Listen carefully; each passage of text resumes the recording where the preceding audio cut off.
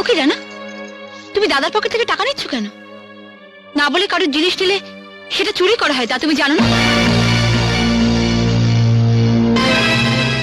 এসব তুমি কি বলছো বৌদি? তুমি এবারে নিয়ম কানুন জানো না তাই কথা বলছো। এ বাড়িতে দাদাদের কাছে কিছু চাইলে দাদারা বকবে। যখন যেটা প্রয়োজন সেটা না চেয়ে নিয়ে নিতে পারে দাদারা। সত্যিই আমি এবাড়ির অনেক নিয়মই জানি না, কারণ আমি এবাড়িতে নতুন এসেছি। তোমার দাদারা তোমাকে বিশ্বাস করতে পারলেও আমি এত তাড়াতাড়ি পারবো না। এখন তুমিই বলো, আমি যদি দেখি তুমি না বলে দাদার পকেট থেকে টাকা নিচ্ছ, তাহলে আমি তোমায় কি বলবো? সাধু না চোর? সাধু সাধু না চোর? চোর সাধু সাধু না চোর? চোর। সরি, আমারই ভুল হয়েছে। আসলে কলেজে পরীক্ষার ফিসের জন্য 600 টাকার দরকার ছিল তো, তাই। সেটা আমার জানার দরকার নেই। তোমাকে টাকা দেওয়ার টাকা নিশ্চয়ই আমরা নিয়ে রাখিনি। যাও ওখান থেকে, যাও। আর শোনো, ভবিষ্যতে আমাকে না বলে এ ঘরে আর কোনোদিনও ঢুকবে না, মনে থাকে যেন।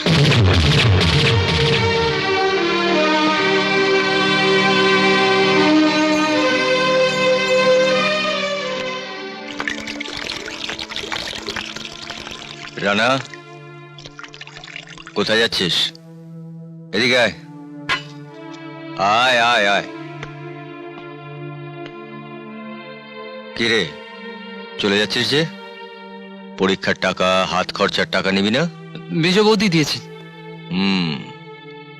তা তোকে মেজে বৌদি কত টাকা দিয়েছে?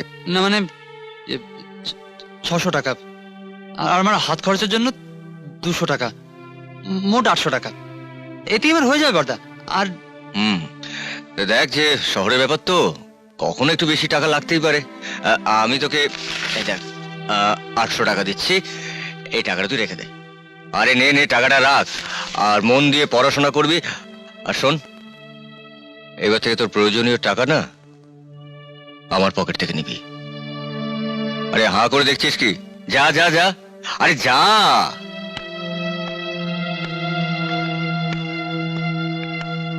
জানো, আজ রানা প্রথম আমার সামনে দাঁড়িয়ে মিথ্যে কথা বলল। তবে এতে আমি কিছু মনে করিনি, কারণ মিথ্যে বলে শুধু ওর মেজ বৌদিকে বাঁচালো না,